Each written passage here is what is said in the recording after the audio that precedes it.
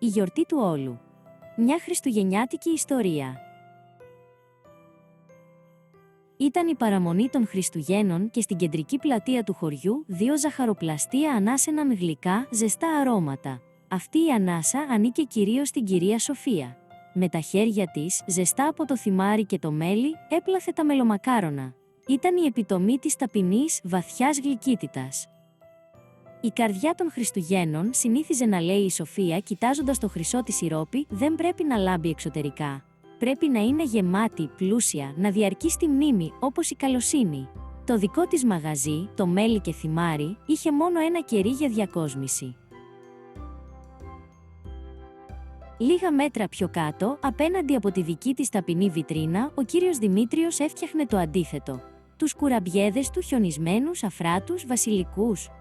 Ήταν η γιορτή της λάμψης.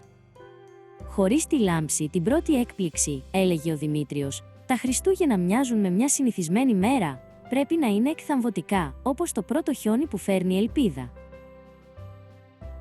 Η πόλη ήταν διχασμένη. Η ομάδα του μελιού και η ομάδα του χιονιού. Κάθε χρόνο, η γλυκιά αυτή διαμάχη γινόταν μέρος της εορταστικής ατμόσφαιρας. Κανείς δεν παραδεχόταν ότι ήθελε και τα δύο τουλάχιστον όχι δυνατά. Τα γλυκά τους ήταν τα σύμβολα μιας αιώνιας διαφωνίας. Ζεστασιά ή λάμψη. Μια κρύα παραμονή Χριστουγέννων, καθώς το ρολόι χτυπούσε μεσάνυχτα, ξέσπασε μια απρόσμενη καταιγίδα. Ο αέρας βούηξε, τα φώτα τρεμόπαιξαν και μετά βδούλτα σκοτάδι. Το ρεύμα κόπηκε.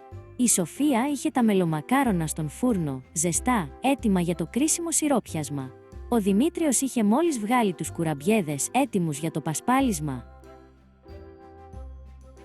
«Χωρίς ζέστη», σκέφτηκε η Σοφία, «το μέλι δεν θα ρεύσει σωστά. Θα είναι στεγνά, θα χάσουν την ψυχή τους». Τότε, άκουσε ένα βιαστικό χτύπημα στην πόρτα. Ήταν ο Δημήτριος. «Πρόλαβα τους κουραμπιέδες μου πριν το σκοτάδι», είπε, «αλλά βρήκα αυτή τη μεγάλη ποσότητα φρέσκου βουτύρου. Ίσως αν ζεστάνουμε το μέλι με αυτό το βούτυρο, προτού σκληρύνει τελείως».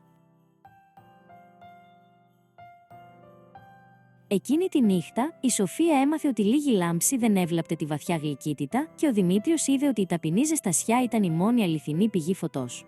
Τα Χριστούγεννα, όπως και τα γλυκά, δεν είναι η επιλογή του ενός ή του άλλου, αλλά η πλούσια, ισορροπημένη γιορτή του όλου.